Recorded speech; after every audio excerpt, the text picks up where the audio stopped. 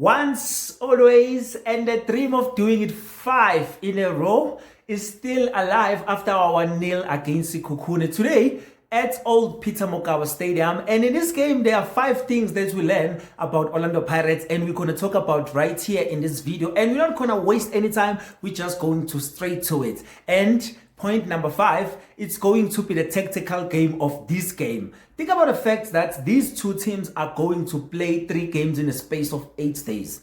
How is that going to do into the mindset of the players, into the tactical decision of the coaches as well, and all the way the tactical games that they're going to be playing in these 3 games? Think about the fact that after today's games, Orlando Pirates wanted to put like the foot ahead in terms of the semi-final of the MTN8 and trying to go to once again another final of the cup, which they're trying to dominate. And if they do this to win the cup 5 times in a row, is going to be the history for the cup because they've been dominating this. And think about the fact that they won 5 out of the last 6 of the finals that they played. So I think now they are doing it well. They want to dominate this thing. But you're looking at the fact that if you're going to play the same team 3 times in a row in a space of 8 days, you need to think about the fact that which games are important. And for me as a fan, I wanted to win the game today and also win the game on Tuesday. And then on the 3rd game at home, this second semi-final, we can just manage the game and try to make sure that we don't concede, and then we'll bring more pressure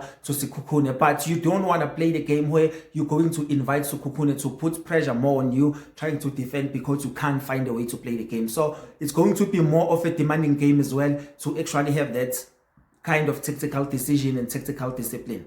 And you're talking about a tactical game. Coach want to say that the problem about cup games is you can't really play the football you want most of the time. You need to be more tactical in terms of you need to make sure that maybe you don't concede, especially if you are playing the first leg games and the second leg. So if you're going away for the first leg, you need to score and not concede so that you have an advantage when you come back home, that you can even score when you play at home as well.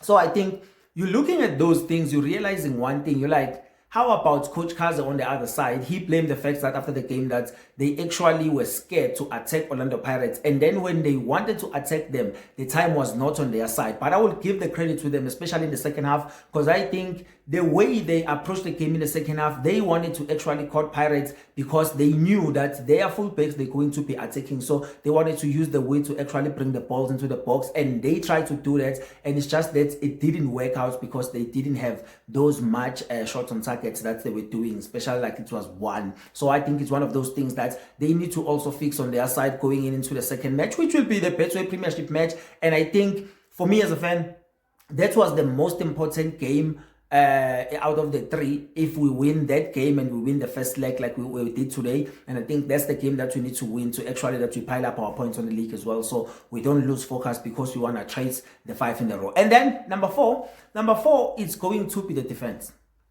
I think people are not going to talk too much about the Orlando Pirates defense the way it is, maybe because they are doing it right now. But I think later in history, when people they will put down the stats of actually which was the best defense in the teams, maybe in the 2020s or the late after this season, actually in the past 5 seasons or something, it's going to be more Orlando Pirates. And people maybe they will be asking themselves, when did this happen? If you're looking at the way that Orlando Pirates are defending, they actually make sure that they don't even give Sipho Chain much of the work to do, which is a good thing to him and also a bad thing to him, because I think sometimes Sipho Chain make kind of mistake. You're like, how are you doing this thing? Because you shown me that you're a good keeper. And when he does those things, it kind of remind me at by Chelsea when he was a keeper when he wants to, and sometimes he doesn't want to be a keeper. So sometimes Sipho Chain does those things where you're like, what is this? Like today, he did that mistake, which I cannot not blame him, but I'll blame him half on this one, maybe because the ground, I saw that the ground wasn't really that flat, so there were a lot of bounce in the ground. But you should be expecting those, especially if you play those grounds, because you've been playing around PSL. So I think the defense is doing a wonderful job that people are not giving the defense the credit it deserves right now, because I think maybe they don't see the need when they always winning matches and not looking at the facts that we are not conceding goals. And then we go into the point number 3. The point number 3 is the win. I think the win is very important, as I'm saying that it's going to give us the foot ahead of this semi-final fixture, because when you're coming back home, you will have more control of the game. Because remember, Orlando Pirates played with fans. Fans will be packed there in the stadium, and Orlando Pirates will be thrived by those fans. The 12 men for Orlando Pirates at Orlando Amstel Arena is something else. And those boys, when they play there, the way they move, the way they actually try to figure out those chances is able to be giving them more chances, because they make that so easy when it comes to creating those chances. And I think when you're looking at the facts that some of the players will be playing in that game that didn't play today, and some of the structures will actually change, because I think looking at the way they play today is kind of give the coach actually the flexibility of moving players around and able to put players that will make him win games in different situations and different ways. So I think the win is very important. Even though it's still 1-0, I would love like 2-0, which just give us more advantage, but 1-0 is still an advantage. I'm happy with that. And point number 3. Number 3, it's Mtiane. I think Mtiane is not getting the credit right now with Orlando Pirates, but people who watch the game today, I think they will give him a credit of him as a player, especially if you know him from Stellenbosch. The way today he played this deep lying playmaker, because I'm not going to call that a 6. I'm calling that a deep lying playmaker, because look at the fact that he's actually giving us an extra man now who can be able to shoot those balls in the wing, where the wingers can get the ball and also the fullbacks that are overlapping get the ball. Now you're expecting that from him, you're expecting that from Siema. Now you can able to have another player who's Mokobodi, who's actually fitting like a glove in this Orlando Pirates team, because he's actually what you need if you want to move the ball in the middle of the park and dominate the midfield. So I think Mtian is just a Rolls Royce type of midfield. He's very relaxed. He's actually have a good first touch, and I'm not sure if people are looking at this, maybe they will say I'm glazing him too much, but I think the first touch is just amazing. He's so calm in the ball, and he's able to pass, and he's able to drive those balls that are going to the wingers, and I think he's actually doing the great job. And I think now you're looking at the fact that you have him who can actually do those things. You have Dansin who actually do those things.